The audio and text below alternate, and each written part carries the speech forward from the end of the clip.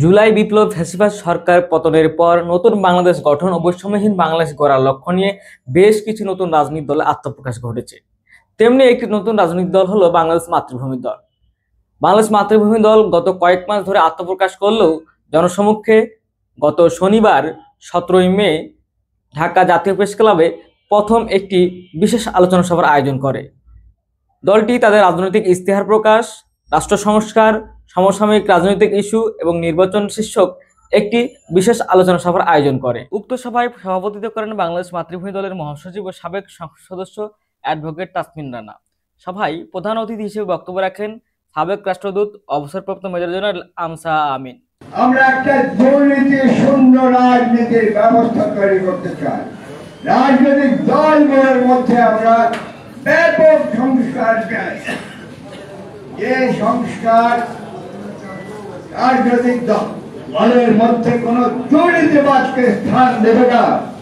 সভায় বিশেষ অতিথি হিসেবে বক্তব্য রাখেন বীর মুক্তিযোদ্ধা নঈম জাহাঙ্গীর, মেজর জিয়াউল হক, মোয়াজ্জেম হোসেন খান মজলিস, নাগরিক ভাবনার আহ্বায়ক হাবিবুর রহমান, মিজানুর রহমান, ব্যারিস্টার এনপি সহ প্রমুখ।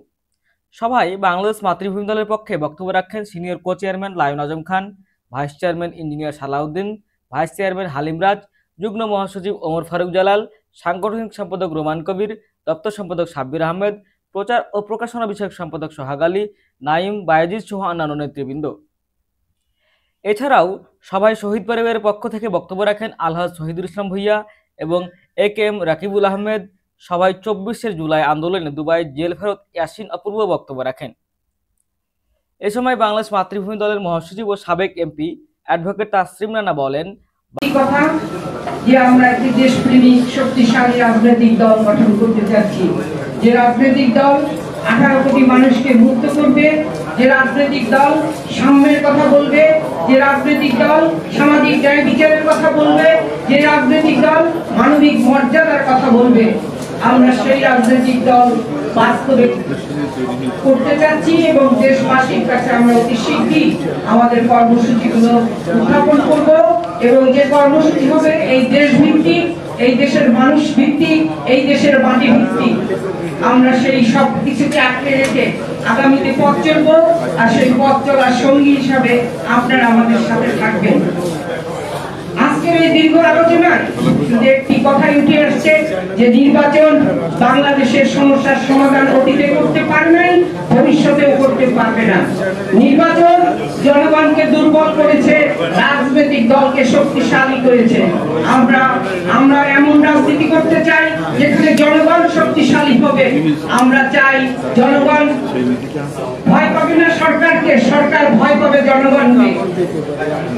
আমরা জানি গণতন্ত্রের মূল কথা হচ্ছে যখন একটি দেশের সরকার জনগণকে ভয় পায় তখন বুঝতে হবে গণতন্ত্র প্রতিষ্ঠিত হয়েছে এই বাংলাদেশের মাটিতে।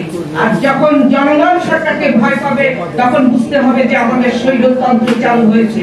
আর এই স্বৈরতন্ত্রের মূল কাঠামোটি হচ্ছে আমাদের সংবিধান। অতএব সংবিধান সংস্কার করে গণপরিষদের মাধ্যমে আমরা জনগণের কাছে নতুন সংবিধান তৈরি করে আমরা সেই সংবিধানের মাধ্যমে আমাদের দেশকে পরিচালনা করব, এই আশাবাদ ব্যক্ত করে আপনাদের সকলকে অসংখ্য ধন্যবাদ ও শুভেচ্ছা জানিয়ে আমার বক্তব্য শেষ করছি। আল্লাহ হাফেজ। বাংলাদেশ জিন্দাবাদ, বাংলাদেশ মাতৃভূমি জিন্দাবাদ। সভায় অন্যান্য বক্তারাও রাষ্ট্র সংস্কার, সুষ্ঠু নির্বাচন, প্রবাসীদের অধিকার বাস্তবায়ন, বাংলাদেশের কৃষক, শ্রমিক, মেহনতি মানুষের অধিকার বাস্তবায়ন, বর্তমান রাজনৈতিক পরিস্থিতি এবং রাজনৈতিক দলগুলোর করণীয় নিয়ে ইত্যাদি বিষয়ে বক্তারা গুরুত্বপূর্ণ বক্তব্য তুলে ধরেন। সোহাগ আলী, মুক্ত বাংলা টিভি, ঢাকা।